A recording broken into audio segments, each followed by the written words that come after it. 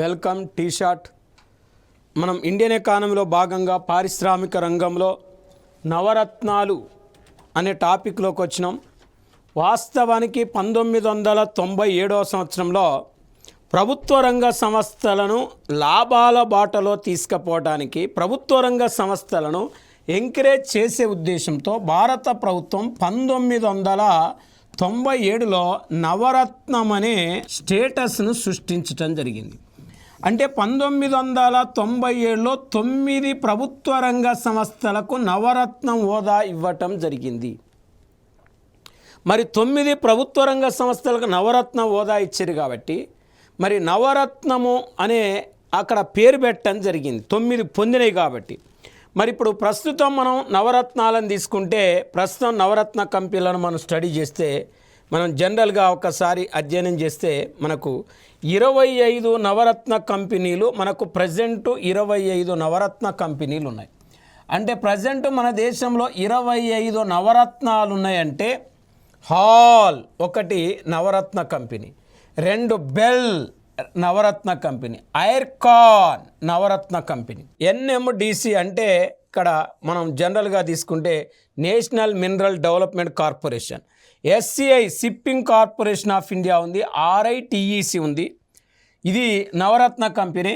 NALCO Navratna company, RSL Rashtriya Ispat Nigam limited Navratna company, MTNL Mahanagar telephone Nigam limited కూడా Navratna company.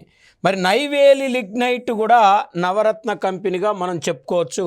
National building construction corporation Navratna company, container corporation of India limited కూడా Navratna company, engineering India limited కూడా Navratna company, ONGC Videsh limited కూడా Navratna company, rail Vikas Nigam limited కూడా Navratna company. మరి ఇప్పుడు మనం జనరల్గా చూస్తే వీటిని నవరత్న కంపెనీలు అంటున్నాం. Rashtriya chemical fertilisers limited Navratna company, national fertiliser limited కూడా నవరత్న కంపెనీగా మనం చెప్పుకోవచ్చు. మరి సెంట్రల్ వేర్ హౌసింగ్ లిమిటెడ్ కూడా Navratna company, housing urban development corporation కూడా నవరత్న కంపెనీ. మరి ఇక్కడ ఇండియన్ రిన్యూయబుల్ డెవలప్మెంట్ ఏజెన్సీ, మరి ఇక్కడ ఇండియన్ రిన్యూయబుల్ డెవలప్మెంట్ ఏజెన్సీ కూడా నవరత్న కంపెనీలో ఒకటిగా మనం చెప్పుకోవచ్చు. మరి మజ్గండాక్ షిప్ బిల్డర్స్ కూడా నవరత్న కంపెనీగా మనం చెప్పొచ్చు. రైల్టెల్ కార్పొరేషన్ ఇండియా లిమిటెడ్ కూడా నవరత్న కంపెనీ, అంటే సోలార్ ఎనర్జీ కార్పొరేషన్ లిమిటెడ్ కూడా నవరత్న కంపెనీ. ఎన్హెచ్పిసి మరియు హెచ్జేవిఎన్ లిమిటెడ్ ఇవి నవరత్న కంపెనీలుగా మనం చెప్పుకోవచ్చు. అయితే మనకు ఎక్కువ అడిగేది రీసెంట్గా నవరత్నం హోదా పొందిన కంపెనీలు ఏందంటాడు. రీసెంట్గా నవరత్నం హోదా పొందిన కంపెనీలు కంపల్సరీ చదవాలి. నేషనల్ ఫెర్టిలైజర్ లిమిటెడ్ ఒకటి రీసెంట్గా పొందింది ఈ సంవత్సరమే. సెంట్రల్ వేర్ హౌసింగ్ కార్పొరేషన్ ఒకటి, హౌసింగ్ అర్బన్ డెవలప్మెంట్ కార్పొరేషన్ ఒకటి, ఈ 3. మరి హౌసింగ్ అంటే ఇక్కడ మనకు ఈ 3 కూడా 2024 ఏప్రిల్ 18న ఇక్కడ ఇవి ఈ సంవత్సరమే రీసెంట్గా నవరత్నం హోదా పొందిన కంపెనీలు. Indian renewable development agency 2024 April 26న పొందితే, Mazagon Dock ship builder limited 2024 June 25న ఇది వాస్తవానికి నవరత్నం హోదా పొందిందండి. RailTel corporation, solar energy corporation, మరి ఎన్హెచ్పిసి, ఎస్జేవిఎన్ ఇవి మనం చూస్తే ఈ 4 కూడా 2024 ఆగస్టు 30న ఏం పొందినాయి అంటే నవరత్నం హోదా పొందిన కంపెనీలుగా చెప్పుకోవచ్చు మనం. మరి వాస్తవానికి నవరత్నం హోదా పొందిన కంపెనీలు ప్రజెంట్ 25 అని చెప్తున్నాం. ప్రస్తుతం నవరత్నాలు 25 అంటున్నాం. ఏ కంపెనీ అయితే నవరత్నం హోదా పొందాలంటే కంపల్సరీ మినీరత్నం హోదా పొందాలి. మినీరత్నం హోదా పొందకుండా ఏ కంపెనీ కూడా నవరత్నం హోదా పొందటానికి వీల్లేదు. ఇది కాబట్టి నవరత్నం హోదా పొందిన కంపెనీలు 3 రకాల స్వేచ్ఛలు ఉంటాయి. ఆ 3 రకాల స్వేచ్ఛలు ఏంటి అంటే, ఒకటి విస్తరణ స్వేచ్ఛ ఉంటుంది, 2 నిర్వహణ స్వేచ్ఛ ఉంటుంది, 3 విత్త స్వేచ్ఛ ఉంటుంది. అంటే ఏ కంపెనీ అయితే నవరత్నం హోదా పొందుతుందో ఆ కంపెనీ కేంద్ర ప్రభుత్వ జోక్యం లేకుండా 1000 కోట్ల వరకు పెట్టుబడి పెట్టుకోవచ్చండి, కేంద్ర ప్రభుత్వ జోక్యం లేకుండా. ఇంకా అది విత్త స్వేచ్ఛ. విస్తరణ స్వేచ్ఛ అంటే కేంద్ర ప్రభుత్వ జోక్యం లేకుండా నవరత్న కంపెనీలు దేశంలో బ్రాంచెస్ ఏర్పాటు చేసుకోవచ్చు. కేంద్ర ప్రభుత్వ అనుమతి లేకుండా సొంతగా ఆ పరిశ్రమలను నడుపుకునే స్వేచ్ఛ నవరత్న కంపెనీలకు ఉంటుంది. నిర్వహణ స్వేచ్ఛ ఉంటుంది, విస్తరణ స్వేచ్ఛ ఉంటుంది, విత్త స్వేచ్ఛ ఉంటుంది. మనం ఎక్కువ ఫోకస్ పెట్టవలసింది ఇప్పుడు చెప్పిన చూడండి వీటి మీదనే. ఏం వీటి మీదనే అంటే జనరల్గా మనం ఇక్కడ ఈ ఎక్కువ ఇది అంటే 1, 2, 3, 4, 5, 6 తర్వాత 7, 8, 9 అంటే అంతకుముందు 16 ఉండే, ఇప్పుడు 9 అంటే 16, 9, 20. ఇక్కడ చూడండి 16, 9 మనం చూస్తే 25 అయినాయి.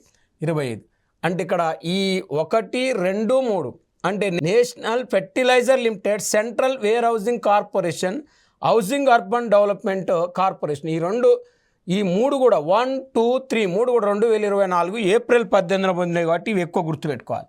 తర్వాత మీరు చూడండి 2024 ఏప్రిల్ 26న Mazagon dock ship builder limited అంటే Indian renewable development agency 2024 April 26న పొందింది.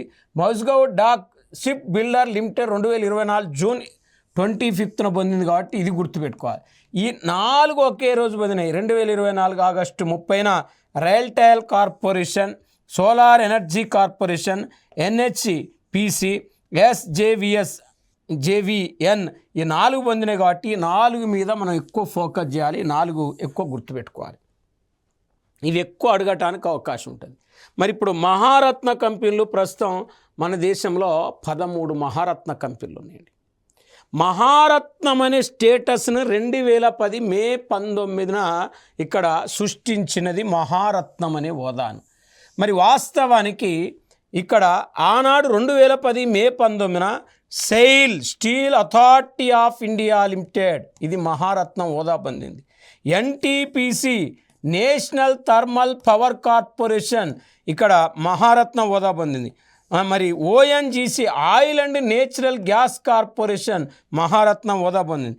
IOC ఇండియన్ ఆయిల్ కార్పొరేషన్ పొందింది. ఈ 4 పొందినాయి. ఇది అంటే 2010 మే 19న మహారత్నం హోదా పొందిన కంపెనీలు సెయిలు, NTPC, ONGC, IOC ఈ 4 కంపెనీలకు మహారత్నం హోదా వచ్చిందండి. మరి ఈ 4 కంపెనీలకు మహారత్నం స్టేటస్ వచ్చిందంటే, మహారత్నం హోదా వచ్చిందంటే చూడండి ఈ 4 కంపెనీలు. మరి జనరల్గా మనం ఒక్కసారి చూస్తే మరి 2011 ఏప్రిల్లో పొందినది వాస్తవానికి కోల్ ఇండియా లిమిటెడ్కి మహారత్నం స్టేటస్ ఇచ్చారు. కోల్ ఇండియా లిమిటెడ్కి ఎప్పుడు వచ్చింది? 2011 ఏప్రిల్లో వచ్చింది. మరి 2013లో పొందినవింది BHEL Bharat heavy electrical limited పొందింది. GAIL gas authority of India limited ఈ 2 కూడా గెయిల్ బెల్ 2013లో పొందినాయి. మరి మహారత్న కంపెనీలు 13 అంటున్నాం, 2011 ఏప్రిల్లో పొందినాయి. కోల్ ఇండియా లిమిటెడ్ ఒకటి, మరి 2013లో బెల్ గెయిల్ ఈ 2 పొందినాయి. దీని తర్వాత మేము చూస్తే మహారత్న కంపెనీలో 2017 సెప్టెంబర్ 11న BPCL Bharat petroleum corporation of India limited, 2019 October 24న మహారత్నం హోదా పొందిన కంపెనీలు HPCL, PGCL అంటే Hindustan petroleum corporation limited, PGCL అంటే power grid corporation of India లిమిటెడ్కి రెండింటి కూడా 2019 అక్టోబర్ 24న HPCL, PGCLకి మహారత్నం స్టేటస్ ఇవ్వటం జరిగింది. తర్వాత 2021 సెప్టెంబర్లో RECకి మహారత్నం హోదా వచ్చింది. REC అంటే రూరల్ ఎలక్ట్రిఫికేషన్ కార్పొరేషన్కి మహారత్నం హోదా వచ్చింది. 2021 అక్టోబర్ 12న ఇక్కడ పిఎఫ్సి అంటే పవర్ ఫైనాన్స్ కార్పొరేషన్కి మహారత్న స్టేటస్ను గ్రాంట్ ఇవ్వటం జరిగింది, శాంక్షన్ చేయటం జరిగింది పవర్ ఫైనాన్స్ కార్పొరేషన్కి. అంటే 2023 ఆగస్టు 3న చివరిగా మహారత్నం హోదా పొందిన కంపెనీ ఆయిల్ ఇండియా లిమిటెడ్. మహారత్నం హోదా ఉన్న కంపెనీలు ప్రజెంట్ 13, మహారత్నం హోదాలు ఉన్నాయి 13. మరి ఆ 13లో మనం చూస్తే 23లో ఆయిల్ ఇండియా లిమిటెడ్, 21లో ఆర్ఈసి పిఎఫ్సికి వచ్చింది. ఆర్ఈసికి 21 సెప్టెంబర్లో వస్తే ఆ పిఎఫ్సికి 21 అక్టోబర్లో వచ్చిందండి. మరి మహారత్నం హోదా పొందాలంటే నెంబర్ 1 నవరత్నం హోదా పొంది ఉండాలి. నవరత్నం హోదా లేకుండా మహారత్నం హోదా ఇవ్వరు, అది నెంబర్ 1. ఇంకా నవరత్నం హోదా పొందాలంటే ఇక్కడ మహారత్నానికి నవరత్నానికి తేడా ఉంది. నవరత్నం హోదా పొందాలంటే మినీరత్నం హోదా పొంది ఉండాలి, మహారత్నం హోదా పొందాలంటే నవరత్నం హోదా పొంది ఉండాలి. చూడండి డిఫరెన్స్. ఇప్పుడు ఒకటి, మహారత్నం హోదా పొందటానికి కావలసిన అర్హతలు నెంబర్ 1 నవరత్నం హోదా పొంది ఉండాలి. నెంబర్ 2 ప్రతి సంవత్సరం దాని టర్న్ ఓవర్ 25,000 కోట్లు దాటి ఉండాలి. పన్నులు ట్యాక్సెస్ పోగా 3 సంవత్సరాల్లో వరుసగా దాని నికర లాభాలు 5,000 కోట్లు ఉండాలి. ప్రతి సంవత్సరం టర్న్ ఓవర్ 25,000 కోట్లు ఉండాలి. ప్లస్ నవరత్నం హోదా పొంది ఉండాలి. సెబీలో రిజిస్ట్రేషన్ అయి ఉండాలి. సెక్యూరిటీ ఎక్స్చేంజ్ బోర్డ్ ఆఫ్ ఇండియాలో రిజిస్ట్రేషన్ అయి ఉండాలి. ఇంకా అంతర్జాతీయ స్థాయిని పొంది ఉండాలి. వరల్డ్ రికగ్నైజ్డ్ అయి ఉండాలి. అంతర్జాతీయ ఉనికిని పోలి ఉంటే వాటికి మహారత్నం హోదా ఇస్తారు. ఏ కంపెనీలైతే మహారత్నం హోదాను పొందుతాయో మహారత్నం హోదా పొందే కంపెనీలకు కేంద్ర ప్రభుత్వ జోక్యం లేకుండా, కేంద్ర ప్రభుత్వ అనుమతి లేకుండా సొంతగా ఇక్కడ 5,000 కోట్ల వరకు పెట్టుబడి పెట్టుకోవచ్చు. జనరల్గా అధ్యయనం చేస్తే ఇక్కడ మనం ఎంఎస్ఎంఈల గురించి మనం ప్రధానంగా ఇంతకుముందే ప్రస్తావించినాం. Micro small medium enterprises. వాస్తవానికి 1948 పారిశ్రామిక తీర్మానం ప్రకారం 5 లక్షల రూపాయల పెట్టుబడి గల పరిశ్రమలనే మనం ఏమంటామంటే చిన్న తరహా పరిశ్రమలు అంటాం. చిన్న తరహా పరిశ్రమలు అంటాం. కానీ 1956 పారిశ్రామిక తీర్మానం ప్రకారం మరి వాస్తవానికి 1956 ఇక్కడ పారిశ్రామిక తీర్మానం ప్రకారం లేకపోతే 1956లో మన కంపెనీల చట్టం ప్రకారం విద్యుత్ లేకుండా 100 మంది, విద్యుత్ ఉంటే 50 మంది శ్రామికులను నియమించి ఉత్పత్తి కొనసాగించే పరిశ్రమలనే చిన్న తరహా పరిశ్రమలు అంటారు. కానీ రీసెంట్ మనం ఆల్రెడీ డేటా చదివినాం. ఎంఎస్ఎంఈల యొక్క పెట్టుబడి గురించి చదివినాం. ఇక్కడ 2020 జూలై 1వ తారీఖు నాడు మనం చదివినాం. ఏమని చదివినాం అంటే ₹1,00,00,000 లోపు పెట్టుబడి ఉంటే సూక్ష్మ పరిశ్రమ, 10 కోట్ల లోపు పెట్టుబడి ఉంటే చిన్న తరహా పరిశ్రమ, 50 కోట్ల లోపు పెట్టుబడి ఉంటే అది మధ్య తరహా పరిశ్రమ. అదే టర్న్ ఓవర్లో 5 కోట్ల లోపు ఉంటే సూక్ష్మ పరిశ్రమ, 50 కోట్ల లోపు ఉంటే చిన్న తరహా పరిశ్రమ, 250 కోట్ల లోపు ఉంటే అది మధ్య తరహా పరిశ్రమని సవరించిన ఎంఎస్ఎంఈల పెట్టుబడి 2020 జూలై 1 ప్రకారం చదివినాడు. మరి ఇవాళ మన దేశంలో వాస్తవానికి ఇవాళ 632 లక్షల ఎంఎస్ఎంఈలు ఉన్నాయండి. 632 లక్షల ఎంఎస్ఎంఈలు ఉండి దాదాపు 11 కోట్ల మందికి ఉపాధి అవకాశాలు కల్పిస్తున్నాయి. 11 కోట్ల మందికి ఎంప్లాయ్మెంట్ అవకాశాలు కల్పిస్తున్నాయి. కానీ వాళ్ళ భారతదేశంలో ఎక్కువగా కాయిలా పడుతున్న, ఎక్కువగా జబ్బు పడుతున్న పరిశ్రమలు ఏంటంటే ఇక్కడ మనం ఎంఎస్ఎంఈలే అని చెప్పుకోవచ్చు. ఎంఎస్ఎంఈలే ఎక్కువగా కాయిలా పడుతున్న పరిశ్రమలు, మూతబడుతున్న పరిశ్రమలు, జబ్బు పడుతున్న పరిశ్రమలు. అయితే వాస్తవానికి ఎంఎస్ఎంఈలు కాయిలా పడకుండా ప్రభుత్వం తీసుకుంటున్న చర్యలు ఏంటంటే వాస్తవానికి మనం చూస్తే మహాత్మా గాంధీ గ్రామీణ పారిశ్రామిక సంస్థను 1934లో వార్ధాలో ఏర్పాటు చేశారు. చూడండి, 1934లో వార్ధాలో మహాత్మా గాంధీ గ్రామీణ పారిశ్రామిక సంస్థను ఏర్పాటు చేసి చిన్నతర పరిశ్రమలకు కావాల్సిన ప్రత్యేక ఆర్థిక సహకారం అందిస్తున్నారు. మరి సూక్ష్మ, చిన్నతర, మధ్యతర జాతీయ సంస్థను అంటే ఇక్కడ చూడండి, సూక్ష్మ, చిన్నతర, మధ్యతర జాతీయ సంస్థను 1960లో ఏర్పాటు చేయటం జరిగింది. ఈ సూక్ష్మ, చిన్నతర, మధ్యతర జాతీయ సంస్థ 1962 నుంచి హైదరాబాద్ కేంద్రంగా 1962 నుంచి హైదరాబాద్ కేంద్రంగా పనిచేస్తుంది. మరి హైదరాబాద్ కేంద్రంగా పనిచేస్తుందని చెప్తున్నాం.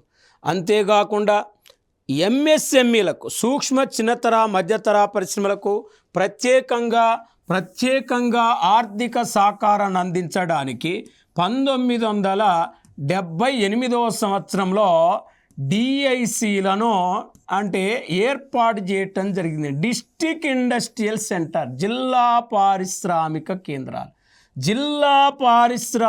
కేంద్రాలు, డిస్ట్రిక్ట్ ఇండస్ట్రియల్ సెంటర్స్.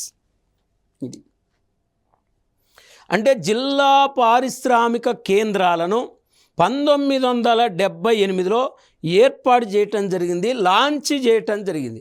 అంటే ప్రత్యేకంగా జిల్లా స్థాయిలో సూక్ష్మ, చిన్నతర, మధ్యతర పరిశ్రమలు కాపాడడానికి ప్రత్యేకంగా డిఐసిలను కూడా డిస్ట్రిక్ట్ ఇండస్ట్రియల్ సెంటర్ను లాంచ్ చేయటం జరిగింది. అంతేకాకుండా మరి వాస్తవానికి చిన్నతర పరిశ్రమలకు ప్రత్యేకంగా ఆర్థిక సహకారం అందించడానికి 1990 సంవత్సరంలో సిడ్బీని ఏర్పాటు చేయటం జరిగింది. Small industrial development bank of India. SIDBI full form small industrial development bank of India. మరి small industrial development bank of India భారత చిన్న పరిశ్రమల అభివృద్ధి బ్యాంక్ అంట. మరి భారత చిన్న పరిశ్రమల అభివృద్ధి బ్యాంకును ఏ సంవత్సరంలో ఏర్పాటు చేశారంటే 1990 సంవత్సరంలో ఏర్పాటు చేశారు. మరి 1990లో ఏర్పాటు చేశారు. ఈ small industrial development bank of India అనేది ప్రత్యేకంగా ఏం చేస్తుందంటే చిన్నతర పరిశ్రమలకు అంటే రుణాలు ఇస్తుంది. అంటే ఇక్కడ చూడండి, మరి చిన్నతర పరిశ్రమలను ఆదుకునే ఉద్దేశంతో భారత ప్రభుత్వం సిడ్బీని కూడా లాంచ్ చేసింది అని చెప్తున్నాం. అంతేకాకుండా చిన్నతర పరిశ్రమకు ఆర్థిక సహకారం అందించడానికి ముద్రా అని చెప్తున్నాం. Micro unit development refinance agency అనేది ఇదొక ముద్రా యోజన, ఇదొక స్కీము, ఇదొక పథకంగా మనం చెప్పొచ్చు. ఈ ముద్రాను 2015 ఏప్రిల్ 8న ఈ పథకమును, ఈ స్కీమును లాంచ్ చేయటం జరిగింది. ముఖ్యంగా ఎంఎస్ఎంఈలకు ఈ ముద్రా యోజన అనేది 10 లక్షల లోపు రుణాలు ఇస్తుంది. అయితే రీసెంట్గా 2024-25 బడ్జెట్లో ఇటీవల కేంద్ర ప్రభుత్వం ఏమని అనౌన్స్ చేసిందంటే ముద్రా లోన్స్ యొక్క పరిమితిని 10 లక్షల నుండి 20 లక్షలకు పెంచుతాం, 10 లక్షల నుండి 20 లక్షలు పెంచుతామని కూడా కేంద్ర ప్రభుత్వం అనౌన్స్ చేయటం జరిగింది, కేంద్ర ప్రభుత్వం ప్రతిపాదించడం జరిగింది. మరి ఇప్పుడు జనరల్గా మనం పరిశ్రమల వర్గీకరణ గురించి మనం అధ్యయనం చేయటం జరిగింది. కాబట్టి ఇప్పుడు మనం జనరల్గా ఒక్కసారి చూస్తే పరిశ్రమల అభివృద్ధి కోసం రూపొందించే తీర్మానాలను మనం ఏమంటామంటే పారిశ్రామిక తీర్మానాలు అంటాం. ఇండస్ట్రియల్ పాలసీస్ అంటాం, పారిశ్రామిక తీర్మానాలు అంటాం. మరి పరిశ్రమల అభివృద్ధి కోసం రూపొందించే తీర్మానాలు పారిశ్రామిక తీర్మానాలు అంటాం. అంటే ఏ పరిశ్రమలు ప్రభుత్వ రంగంలో ఉండాలి, ఏ పరిశ్రమలు ప్రైవేట్ రంగంలో ఉండాలి, ఆ పరిశ్రమల యొక్క విధి విధానాలు ఎలా ఉండాలి, అలాంటి అభివృద్ధి కోసం అంటే పరిశ్రమల అభివృద్ధి కోసం రూపొందించే తీర్మానాలనే పారిశ్రామిక తీర్మానాలు అంటారు. మరి 1948 పారిశ్రామిక తీర్మానం, 1956 పారిశ్రామిక తీర్మానం, 1977 పారిశ్రామిక తీర్మానం, 1980 పారిశ్రామిక తీర్మానం, 1991 పారిశ్రామిక తీర్మానం. మరి ఆ సంవత్సరంలో రూపొందించారు కాబట్టి వాటిని ఏమంటాం? మరి 1948లో ఇండస్ట్రియల్ పాలసీని రూపొందించారు కాబట్టి దానికి 1948 ఇండస్ట్రియల్ పాలసీ అని పేరు పెట్టడం జరిగింది. ఇప్పుడు మనం ఒక్కసారి 1948 పారిశ్రామిక తీర్మానాన్ని తీసుకుంటే భారతదేశంలో మొట్టమొదటిసారిగా రూపొందించిన పారిశ్రామిక తీర్మానమే 1948. ఇక్కడ మనకు అడిగేది భారతదేశంలో మొట్టమొదటిసారిగా రూపొందించిన పారిశ్రామిక తీర్మానం ఏందంటాడు. 1948 ఇండస్ట్రియల్ పాలసీ. మరి 1948 ఇండస్ట్రియల్ పాలసీ అని చెప్తున్నాం. ఇది వాస్తవానికి 1948 ఏప్రిల్ 6వ తారీఖు నాడు అప్పటి పరిశ్రమల శాఖ మంత్రి శ్యామ్ ప్రసాద్ ముఖర్జీ గారు ఈ పారిశ్రామిక తీర్మానాన్ని 1900 మరి అప్పటి పరిశ్రమల శాఖ మంత్రి శ్యామ్ ప్రసాద్ ముఖర్జీ గారు, అప్పటి ప్రధానమంత్రి జవహర్లాల్ నెహ్రూ గారు ఇద్దరు కలిసి ఈ పాలసీని 1948లో రూపొందించడం జరిగింది. దేశంలోనే మొట్టమొదటిసారిగా రూపొందించిన పారిశ్రామిక తీర్మానం 1948 ఇండస్ట్రియల్ పాలసీ. ఈ పాలసీలో ప్రభుత్వ రంగము ఆర్ ప్రైవేట్ రంగానికి ప్రాధాన్యత ఇవ్వటం జరిగింది.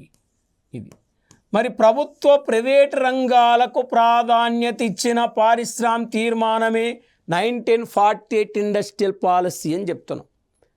మరి ఇక్కడ ప్రభుత్వ ప్రైవేట్ రంగాల ప్రాధాన్యత ఇచ్చారు కాబట్టి 1948 పారిశ్రామిక తీర్మానంలోనే ఇక్కడ మిశ్రమ ఆర్థిక వ్యవస్థకు ప్రవేశపెట్టడం జరిగింది. మిశ్రమ ఆర్థిక వ్యవస్థకు పునాది వేసిన పారిశ్రామిక తీర్మానమే 1948 ఇండస్ట్రియల్ పాలసీ.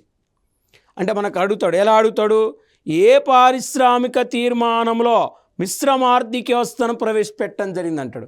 1948 ఇండస్ట్రియల్ పాలసీలో మిశ్రమ ఆర్థిక వ్యవస్థను ప్రవేశపెట్టడం జరిగింది. మరి ఇక్కడ మిశ్రమ ఆర్థిక వ్యవస్థ 1948లో ప్రవేశపెట్టారు కాబట్టి మిశ్రమ ఆర్థిక వ్యవస్థకు నాంది పలికిన పారిశ్రామిక తీర్మానం 1948 అని చెప్తాం.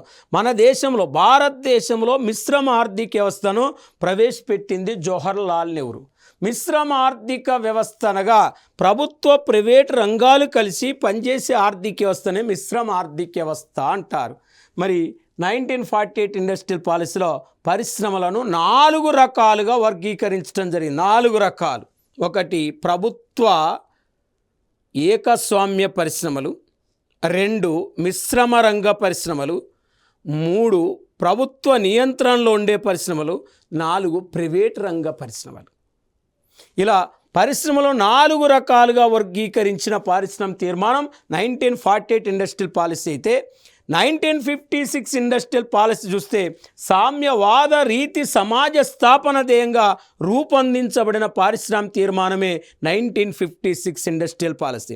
ఈ 1956 పారిశ్రామిక తీర్మానంలో ప్రభుత్వ రంగానికి ప్రాధాన్యత ఇవ్వటం జరిగింది. మరి ఇక్కడ ఇది ప్రభుత్వ ప్రైవేట్ రంగానికి 1948లో ఇంపార్టెన్స్ ఇస్తే కేవలం ప్రభుత్వ రంగానికి ప్రాధాన్యత ఇచ్చిన పారిశ్రామిక తీర్మానం 1956 ఇండస్ట్రియల్ పాలసీ. ఈ పాలసీని పార్లమెంటు ఆమోదించింది కాబట్టి 1956 పారిశ్రామిక తీర్మానాన్ని ఆర్థిక రాజ్యాంగం అని కూడా పిలుస్తారు, ఎకనామిక్ కాన్స్టిట్యూషన్ అని పిలుస్తారు. 1956 పారిశ్రామిక తీర్మానంలో పరిశ్రమలను 3 రకాలుగా వర్గీకరించడం జరిగింది. మరి 3 రకాలంటే షెడ్యూల్ ఏ, షెడ్యూల్ బి, షెడ్యూల్ సి, జాబితా ఏ, జాబితా బి, జాబితా సి.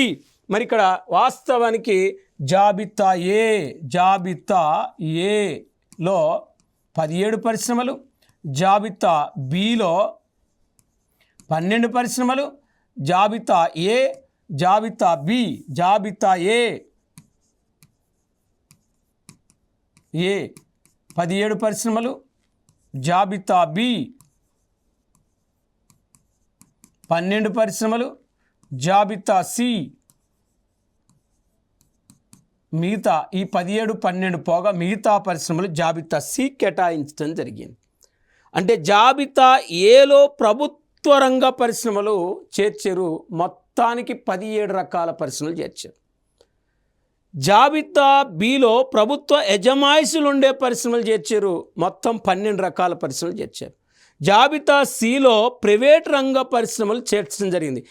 ఏలో 17, బిలో 12, 17, 12, 29 పోగా మిగతా పరిశ్రమలన్నీ జాబితా సిలో చేర్చడం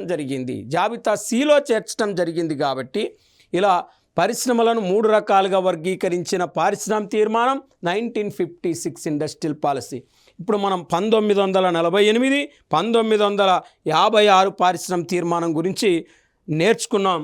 ఇంకా 1977, 1980, 1919 1991 ఇండస్ట్రియల్ పాలసీ గురించి మనం నెక్స్ట్ క్లాసులో మళ్ళీ నేర్చుకుందాం.